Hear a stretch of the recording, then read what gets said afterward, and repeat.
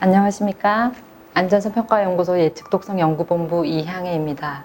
오늘 제가 말씀드릴 주제는 의약품 안전성 평가를 위한 인간 줄기세포 기반의 심장 독성 평가 모델에 대해서 소개드리도록 하겠습니다. 우선 이러한 평가 모델들이 왜 개발돼야 되는지, 신약 개발 과정과 비임상 시험에 대해서 간단히 소개드리고, 의약품 개발에 있어서의 심장 독성 문제에 대해서 또 말씀드리겠습니다. 기존 심장 독성 평가 모델과 새로이 개발되고 있는 심장 독성 평가 모델에 대한 순으로 소개드리도록 하겠습니다. 신약 개발 단계는 사실 굉장히 복잡한 프로세스가 되어 있는데, 간략히 이제 모식화하게 되면 효능이 있는 약물을 탐색하게 됩니다. 그리고 탐색한 후에 효능이 있다고 알려진 약물들만 다시 안전성을 평가하기 위해서 비임상 시험에 들어가게 되고, 비임상 시험에서는 주로 시험관 실험, 주로 인비트로 어세이라고 부르고, 그리고 동물 실험을 통해서 안전성을 평가하게 됩니다. 그리고 안전성이 확보된 이후에야 사람에게 적용되는 임상시험이 진행이 되게 되고, 이런 비임상 자료와 임상시험의 자료가 모두 함께 규제기관의 리뷰가 끝난 후 시판대에서 그 후에도 환자들에게 독성이나 유효성이 제대로 나타나고 있는지 모니터링이 되게 됩니다. 신약 개발 단계는 사실 굉장히 비효율적이라고 알려져 있는데, 실제로 보시게 되면 처음에는 10,000개 약물 후보군으로 시작을 하다가 결국에는 한 10년 동안 약물이 개발이 되게 되면 단 1개의 약물만 시장에 나오게 되는데요. 이 경우 굉장히 큰 문제는 효능이 없거나 혹은 비임상 시험을 거쳤음에도 불구하고 독성을 유발하는 그런 문제가 있기 때문입니다. 그런데 비임상 시험 단계에서 우리가 살펴보면 주로 시험관 내 실험 또는 동물 실험을 통한 실험을 하기 때문에 임상 시험에 가서 인간에게 독성을 일으킨다는 그런 치명적인 문제가 있는데요. 특히나 이제 동물의 윤리적인 문제가 대두가 되면서 실제 독성화학에 대한 패러다임이 변화가 일어나게 됩니다. 사회적으로 인비보 동물 모델을 이용한 비임상 시험에서 실제 기존 독성학 쪽으로, 그러니까 동물의 수를 최소화하고, 그리고 동물을 사용하지 않을 수 있는 시험 방법을 개발하고, 그리고 고통을 완화하는 방식으로 이런 3R 원칙이 세워지게 되고, 여기에 따라서 다양한 비임상 시험의 전략과 모델, 기술이 개발되게 됩니다. 그런데 의약품의 개발에 있어서 심장 독성은 굉장히 중요한 문제로 대두가 되고 있는데요. 실제로 다양한 장기에서 약물은 독성을 일으키긴 하지만 그 중에 심장의 부정맥을 포함하게 되면 심장 독성이 가장 주된 장기 독성이 됩니다. 그래서 1976년부터 2000년까지 독성 문제로 시장에서 퇴출된 약물들을 살펴보면 1위가 심장 독성에 대한 문제인데요. 그 원인 중에 하나가, 가장 주된 원인이 심전도의 QT파가 연장되는 그런 문제가 있습니다. 그래서 심장의 기능은 온몸으로 혈액을 펌핑하는 기능을 하고 있는데요. 그러기 위해서는 자발적인 수축과 이완을 평생 진행을 해야 됩니다. 그리고 이러한 수축과 이완은 정기적 신호의 전도에 의해서 인접한 세포들끼리 이제 흥분을 주고받는 기전으로 만들어지게 되고요. 실제로 심근세포막에는 다양한 이온 채널들이 존재하게 되고, 이러한 이온 채널들을 통한 이온의 흐름을 통해서 심전도의 형태가 다양한 정기적인 파형들이 생겨나게 되고, 세포 내에서는 이를 활동 전이로 기록을 할 수 있게 됩니다. 그런데 의약품에 있어서 가장 주된 원인은 심실의 재분극에 관련되어 있는 허그라는 이온 채널이 억제가 되게 되고, 이 허그라는 채널이 억제가 되게 되면 활동 전이 기간이 연장이 되게 됩니다.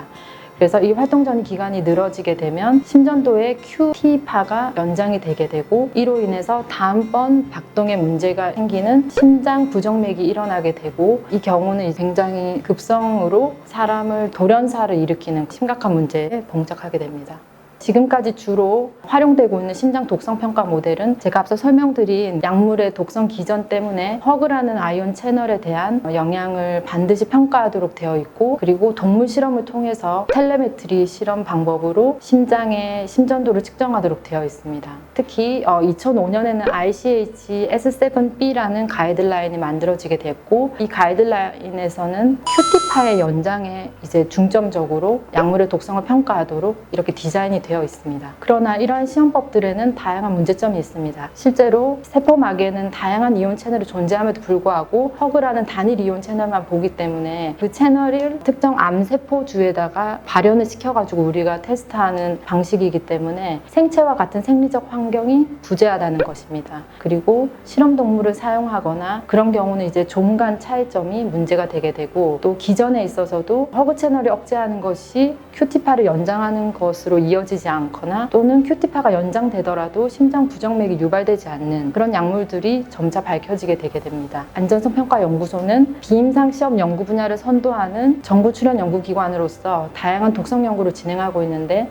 그 중에서 예측독성연구본부에서는 대체 독성평가 모델을 또 하나의 주된 테마로 연구를 하고 있습니다. 대체 독성평가 모델의 개발에는 기존의 실험동물을 대체할 수 있는 동물종 지브라피쉬 같은 대체 동물종을 개발하거나 혹은 인간 줄기세포 유래의 분화세포나 장기유사체, 미니장기라고 불리는 오가노이드를 개발하는 연구에 초점을 맞추고 있습니다. 그래서 이러한 그 새로운 심장독성 평가 모델을 위해서 우리가 주로 활용하고 있는 것은 인간 줄기세포 기술입니다.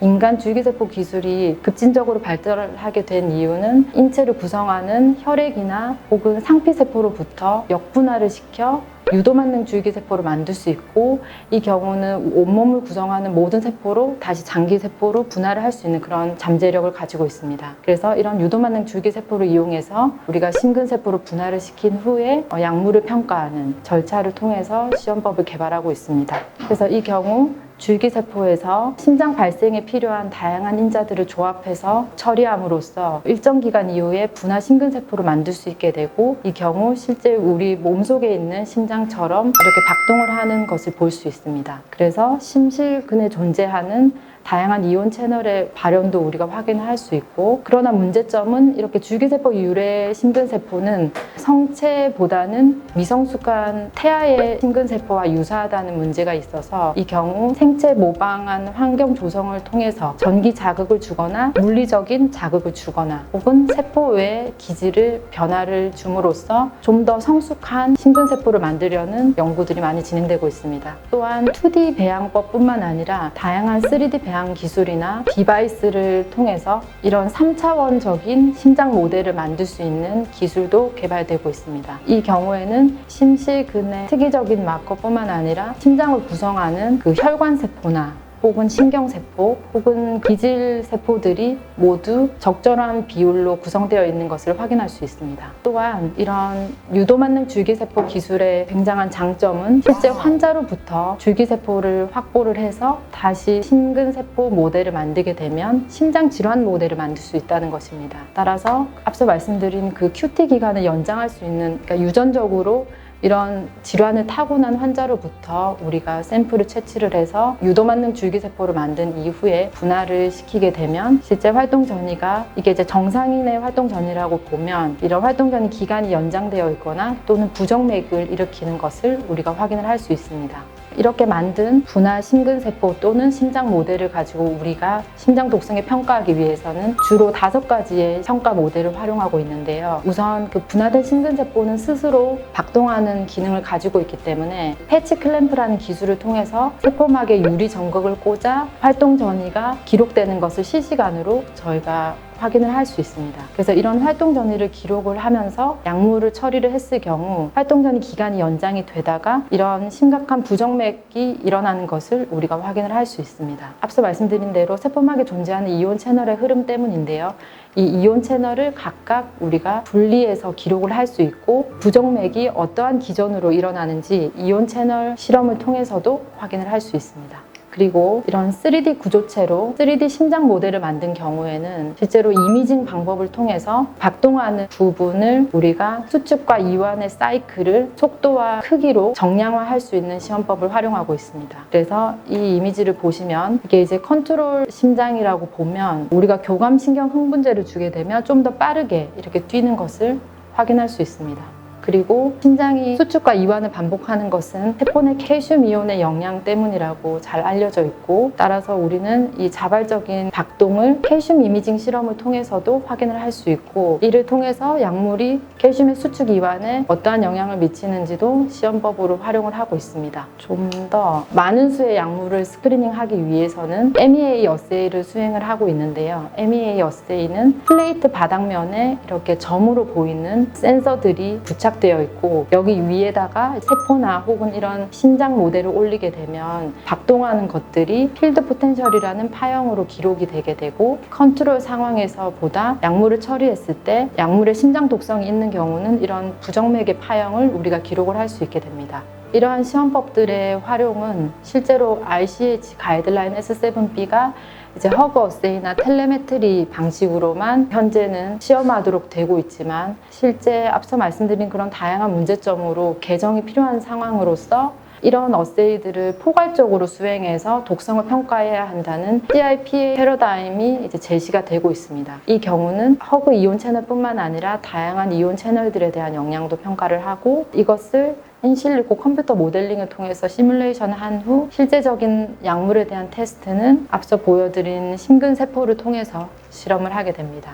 그리고 그 이후에 일상에서의 안전성을 함께 평가하는 것으로 개정이 될 계획입니다. 따라서 이렇게 만들고 있는 분화된 심근세포는 앞으로 다양하게 활용될 전망입니다. 요약을 하자면 인간 줄기세포 기반의 새로운 신장 모델로서 의약품 독성 평가에 활용이 가능한 이런 줄기세포 유래의 분화 심장세포 조직, 미니심장 질환 모델들을 우리가 개발하고 있고 이러한 샘플들을 이용한 다양한 시험법을 통해서 독성 예측력이 증가할 것으로 기대를 하고 있습니다. 그리고 이러한 시험법들은 동물 실험의 윤리적인 문제를 해결할 수 있는 하나의 방책으로 또 제시가 될 수 있고 신약 개발 속도를 증가함으로써 인류의 건강을 증진시킴으로써 복지가 증대되는 효과를 가져올 수 있습니다. 감사합니다.